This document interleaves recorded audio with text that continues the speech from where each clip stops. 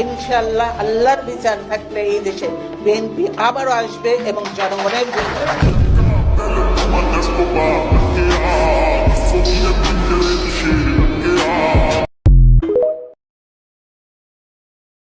দেশনীতি বেগম খালেদা জিয়া ৭৯তম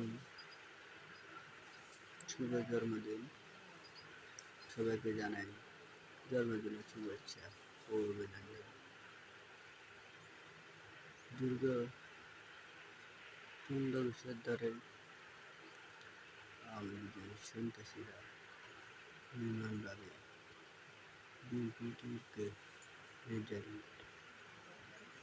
সবাইদেরকে জানাই আমাদেরকে যেভাবে নির্যাতন করেছে আমরা তাদেরকে সেভাবে নির্যাতন না করি।